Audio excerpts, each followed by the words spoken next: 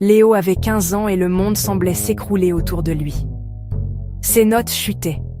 Les couloirs du lycée ressemblaient à un champ de mines sociales, chaque matin était une montagne. Il se sentait invisible, submergé par doute et anxiété. Ses parents, inquiets, ne savaient plus comment l'atteindre. Léo disait « tout va bien », un mensonge lourd. Un jour, une conseillère a remarqué son repli. Elle lui a demandé « Quelle est la dernière chose, même petite, qui t'a fait sourire ?» Surpris, Léo a réfléchi. Il parla du morceau de guitare qu'il avait réussi la veille. La conseillère l'encouragea à noter chaque jour une petite victoire. C'était le début d'un changement subtil mais puissant. Pas d'ignorance des problèmes, mais donner de la place à ce qui fonctionne. En se concentrant sur le positif, Léo trouva l'énergie d'affronter le négatif. Il découvrit qu'il était l'architecte de son bien-être. Construire, brique par brique, une vie pleine de sens même quand le vent souffle fort. Alors, qu'est-ce que cette magie qui a opéré sur Léo ? C'est ce que l'on appelle la psychologie positive appliquée à l'éducation, ou l'éducation positive. Infographie PERMA. Émotion positive, engagement, relation, sens, accomplissement. Attention, ne nous méprenons pas. Il ne s'agit pas de distribuer des bons points à tout va ou de prétendre que tout est toujours rose. Ce n'est pas une méthode laxiste qui ignorerait les règles et les difficultés. L'éducation positive est une approche scientifique et pragmatique. Elle vise à donner aux jeunes les outils pour développer leur force de caractère, leur optimisme, leur gratitude et leur capacité à nouer des relations saines. C'est un changement de perspective fondamental. Au lieu de se demander uniquement comment corriger les échecs et les problèmes de cet élève, l'éducation positive pose aussi la question: comment aider cet élève à s'épanouir, à découvrir ses talents et à construire son propre bonheur? Elle part du principe que le bien-être n'est pas simplement l'absence de mal-être.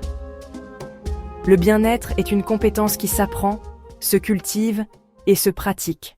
Comment cela se traduit-il concrètement dans une salle de classe ou dans les couloirs d'un lycée? Les possibilités sont nombreuses, souvent simples, et ne nécessitent pas de révolutionner tout le système. L'une des pratiques les plus connues est le fameux exercice des 3 kiffs par jour. En début ou en fin de cours, l'enseignant invite les élèves à prendre 1 minute pour réfléchir et noter 3 choses positives. Un rayon de soleil, un sourire échangé, une réponse juste en classe. Une autre pratique puissante est le mur des forces. Au lieu de n'afficher que les notes, on crée un espace où chaque élève affiche ses forces, la créativité, la gentillesse, la persévérance, le courage, l'humour. L'introduction de quelques minutes de pleine conscience peut faire des miracles. Avant un contrôle, l'enseignant guide un court exercice de respiration.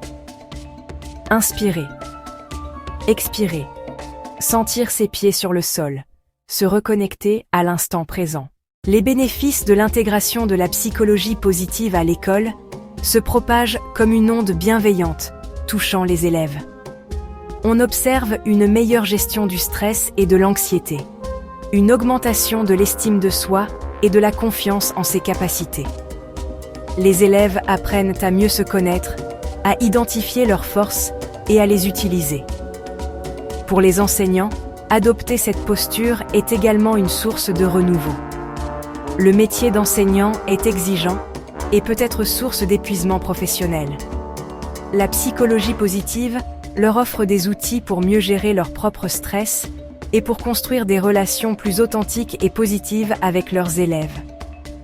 En se concentrant sur les forces et les progrès plutôt que seulement sur les lacunes, ils redécouvrent le sens profond de leur mission.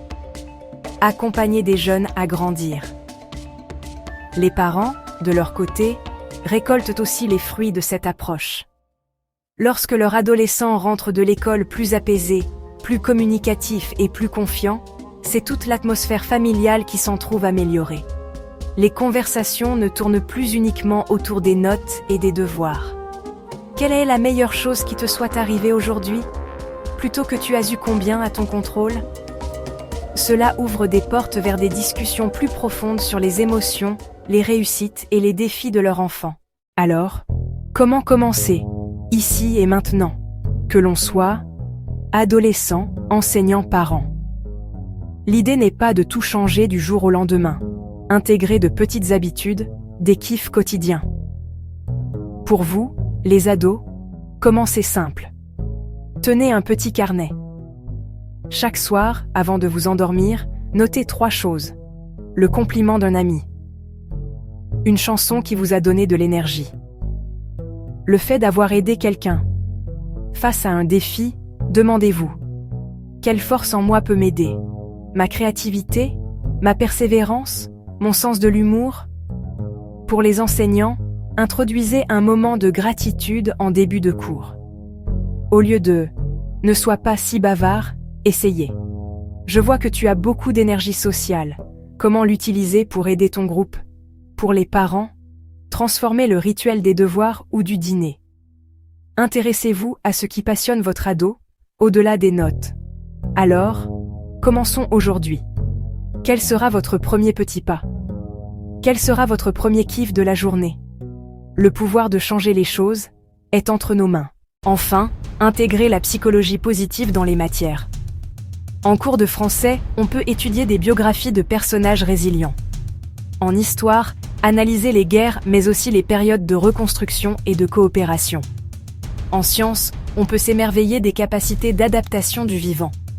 Il s'agit d'intégrer une lentille positive pour observer le monde. Ce n'est pas une vision naïve, mais une vision plus complète et équilibrée. Les ressources, les solutions. Les raisons d'espérer existent. Finalement, c'est toute la communauté éducative qui est renforcée. L'école ne devient plus seulement un lieu de transmission de savoir, mais un véritable écosystème de bien-être. La collaboration entre élèves, enseignants et parents devient plus fluide et constructive. On ne se réunit plus uniquement pour parler des problèmes, mais aussi pour célébrer les réussites et construire ensemble un environnement positif. Cette synergie crée un cercle vertueux où chacun se sent soutenu, valorisé et partie prenante d'un projet commun. L'épanouissement global des jeunes, en tant qu'élèves et en tant qu'êtres humains.